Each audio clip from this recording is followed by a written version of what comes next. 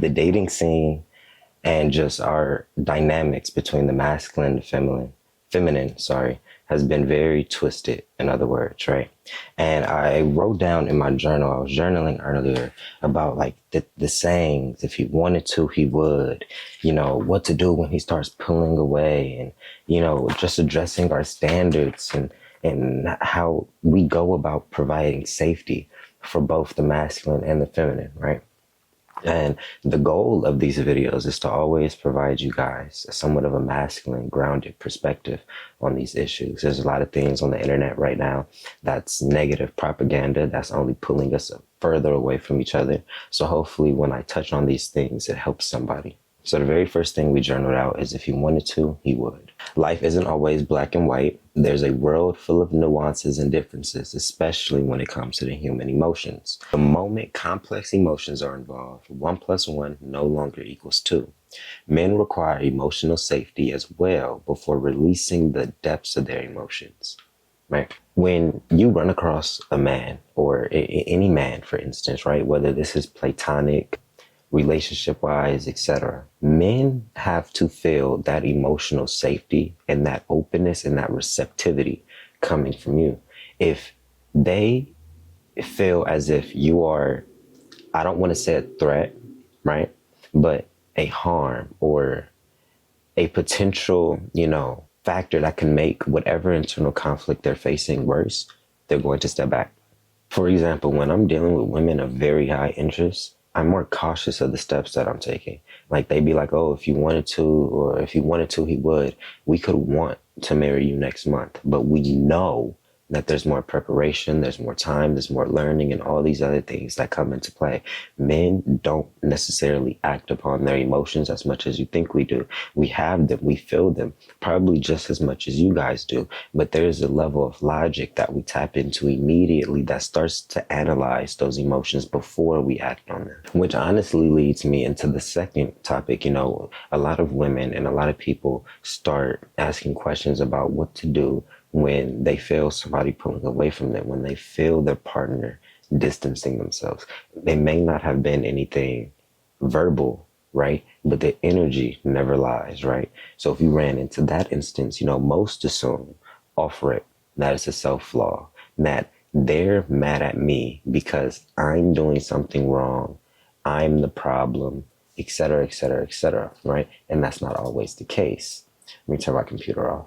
Yeah, that's not always the case. And a lot of times women went out of concern, right? Women are very passionate by nature. When they get in an instance where they don't necessarily know what's going on, a lot of women have this tendency to start attacking the man out of concern, meaning, why won't you tell me what's the problem? What's going on? Why is this like it feels more like an argument. Even though it's rooted in concern, you guys wouldn't have been asking any questions in the first place if you weren't concerned, if you didn't want to fix the problem. But it's the ways that you approach in this type of situation, because when a man pulls away, which I'm going to get into the real reason, right? How you handle him is very, very, very, very, very important. Men are territorial, but you see, a lot of people think we are only territorial, let's say, over the people that we love, right? Or our space, right? But we're also very territorial over our sense of pride, right? So if a man is dealing with any type of inner conflict, right? They're going to go into a self-preservation mode. And until they've figured out or addressed or solved that inner conflict, their walls are very high. So chances are, if you are one of the persons or one of the people that he's pulled away from, you have did something that's triggered his internal conflict, his internal trauma, whatever he's dealing with internally, which is why most people get this confused, because they're usually not pulling back because of anything in the physical, anything that's happening here. It's an internal battle that usually causes men to go into that self-preservation mode. And something that you did has labeled you as not safe, right? That's not safe to express to, not safe to bond with, and not safe to problem resolve because of the perceived potential of you worsening that situation. When a man feels safe to express, right, And then now, when a man feels, let me say this again, when a man feels safe to express, but also resolve with you, he's going to be the very first person that you go to. It's almost like a young child and his mother, right? That child is going to go to his mom first and foremost, right? Because not only does he feel safe enough to express it, but he views his mother as somebody who can problem solve the situation, right? Same thing comes with you in a relationship, especially in an intimate relationship. If that space isn't cultivated, if you aren't making it clear through your actions, your energy, then the environment that you're building while you're around him, you aren't going to be able to get that out of him. He has to be able to feel safe enough to know that if he says this, it isn't going to turn into an argument. And if it does turn into an argument, it's going to end with a resolution, not bad blood. That's very, very, very a process. It is, but you know what's crazy? It's always going to be a process.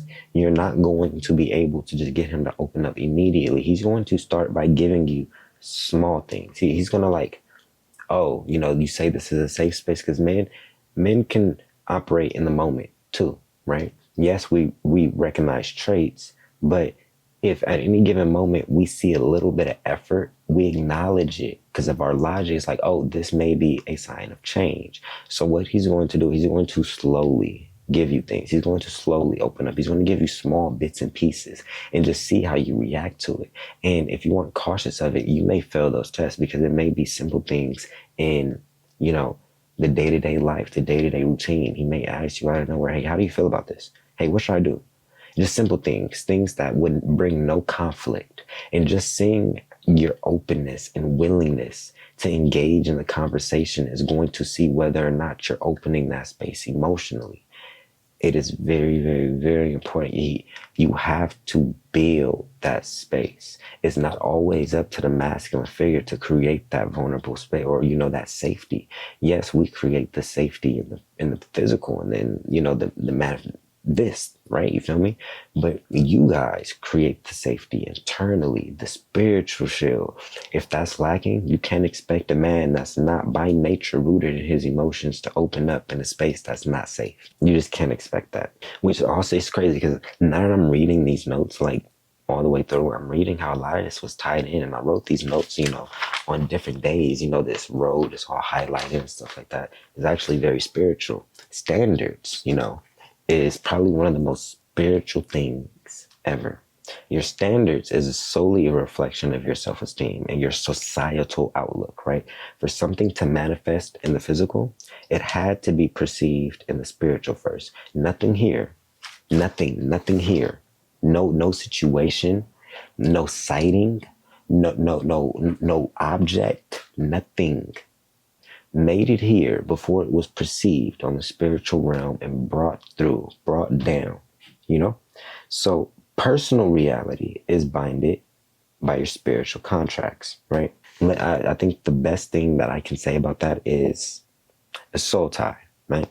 Let's say a healthy relationship, is your desired manifestation, but you still have active soul ties to past lovers, right?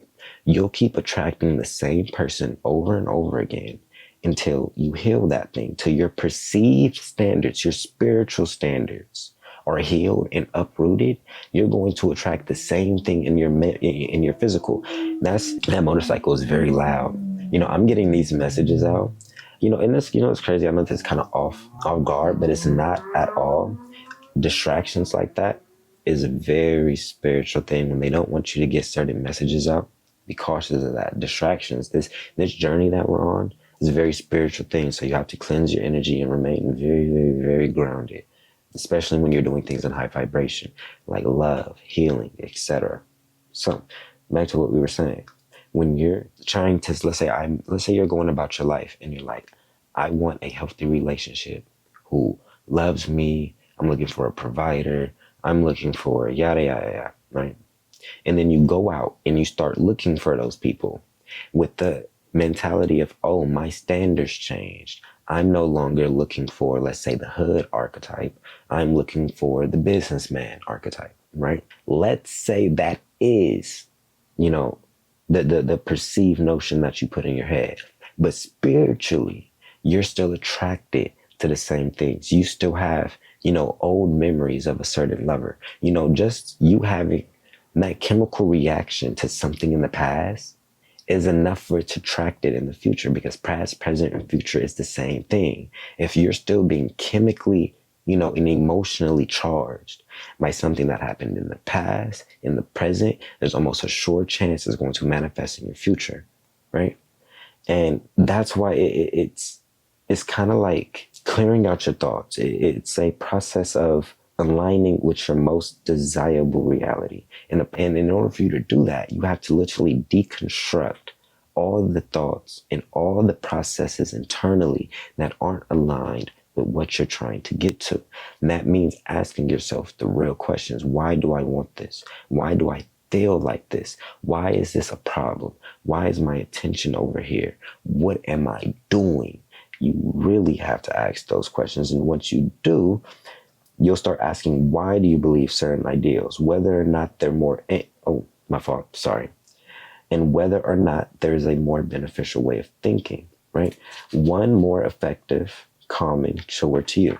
So basically what I said right there is, once you start asking yourself, what am I thinking in the present moment? What's going on internally, right? Start asking yourself in real time, is there a more beneficial way to get this thought across? Is there a more aligned thought that I could align with, a more lighter, a more freer thought? Because we have choice in the moment. The moment you see a negative thought or a negative frequency, let's say somebody does something, right? We can relate this to a personal interaction, right? Your partner does something to you. Your thought process may get triggered. Something that you heard, probably the way that he said it, something that he did or did not acknowledge, etc., made you get a little bit upset, right? In the moment, you have a choice. As adults too, we all have this choice, but we give our will, our free will away. When you start thinking, okay, I'm feeling some type of way. In that exact moment, ask yourself, is there another way that I could be thinking right now that would probably make this situation better? That would probably make us laugh, or, that would make this not as serious. That would make me more calm. That would make this situation more loving. And choose that thought. And then immediately the interaction changes. How you say what you say is going to change.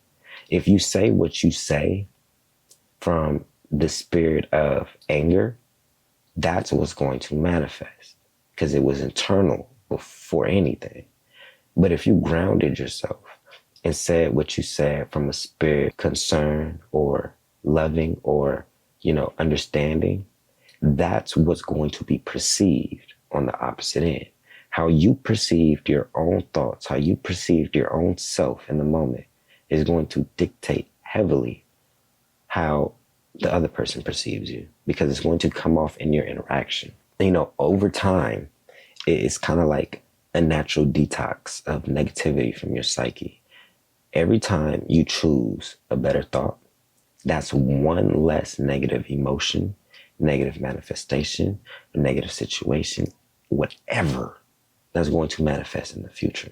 Every single time you address your thoughts and choose better, you're creating a better situation in the future. It is literally, it's like a chain reaction that happens instantly. Your thoughts, once your thoughts change, your ideas change, your actions change, your reality changes. It literally happens up here instantly. Now, the last thing that I want to touch on, which is actually a little bit touchy, right? But it's very truthful, and it's how the feminine deserves safety. This is the first time in history where women were left with this much financial burden as a sole provider, right? Women, back in the day, they created wealth in their communities through their creativity and their feminine attributes. In today's society, which is a man's world, we have to be very clear on that, right? Anybody with eyes can see that this is a construct of men, right? At least the societal regulations that we have, right? In today's society, it has subjected wealth to manual labor and time, which are two avenues that are favorable to the man, right?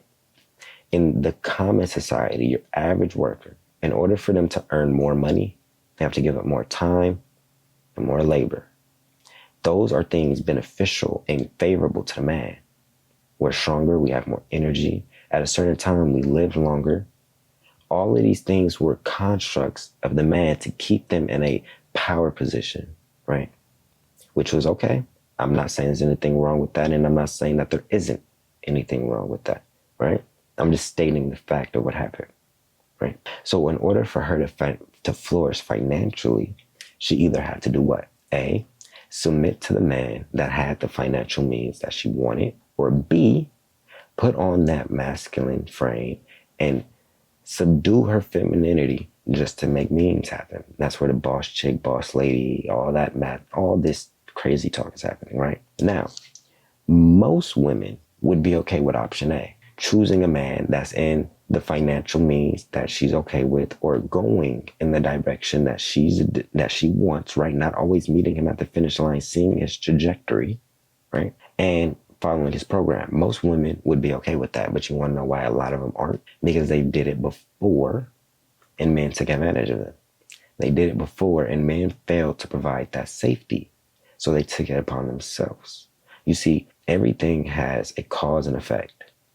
We're looking at the masculine woman and all this other type of stuff. That is an effect. What caused once we start looking at the cause of why they may be in that situation or why that headspace is a thing, then we start to understand it a little bit more, right? For instance, right? I watched my mom sacrifice her ideas and her dreams of owning an interior design business just to take care of me and my two sisters, right? Both men that she interacted with, my dad and my sister's dad, failed to provide that safety that I mentioned at the beginning.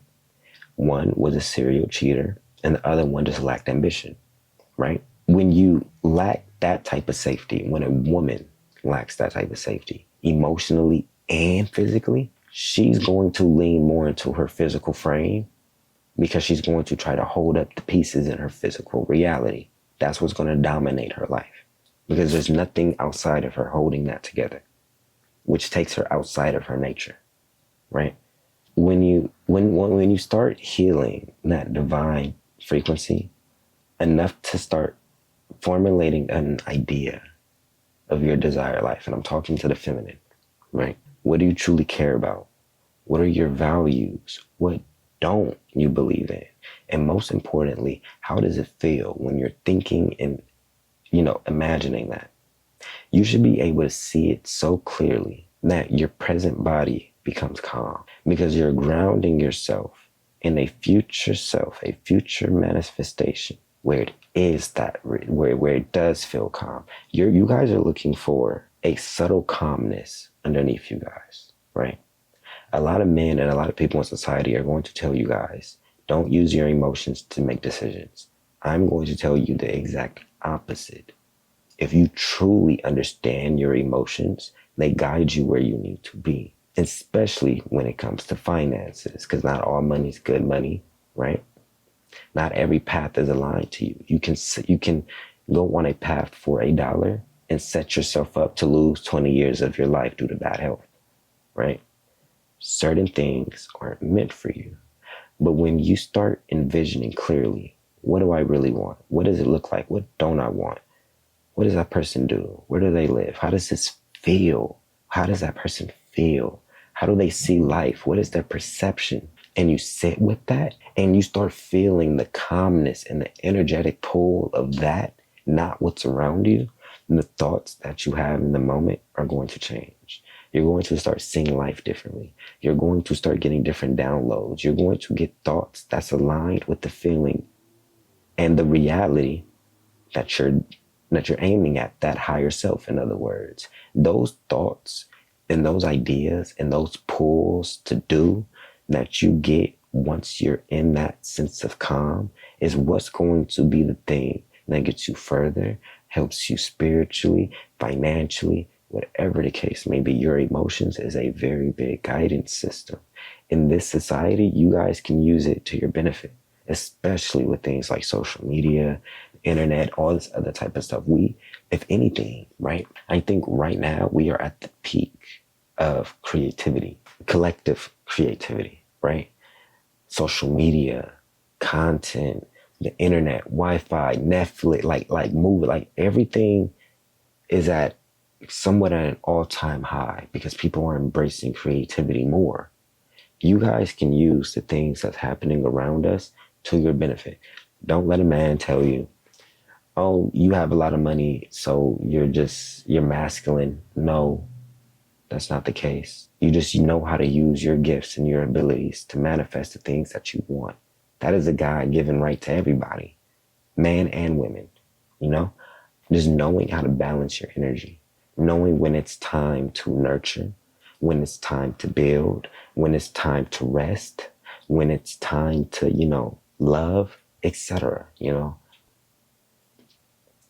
And yeah, I think that's the main thing that I really wanted to get out to you guys. There's so many things happening at one time, and it's very rare that something happens and something else didn't cause that reaction beforehand, right? Some people, atheists and all that, would say science, that reaction sparked that reaction. Some spiritualists or religious people would be like, that's God. The reason why this happened was because God did it, you know? And your thought process while you're going along this journey, being able to pull the negative ones out. Notice when you're thinking in a way that's counterproductive and doing something different and allowing yourself to feel better. And that saying is so true. When you look better, you feel better, you think better, you do better, you fight better, whatever the case may be, you have to feel good. And in a society where everything around us is prohibiting that, negative news on TV, financial stress, like inflation, all these other type of things that just distract and weigh down our spirit. If you focus on the good, you'll see God or whatever you believe in make that necessary adjustment. I've seen it multiple times. I'm trying to give it to you guys. And I've healed from some crazy stuff, some very narcissistic situations. So when I get on these videos, I'm trying to guide you guys to a lighter energy. I'm not saying life doesn't have triumphs. I'm not saying life doesn't have problems. But life, you can live it feeling lighter, which allows you to do more, do better, So yeah, I love you guys. Go love your person, go love your partner, go love your family, go love your craft, and go love God. I love y'all again.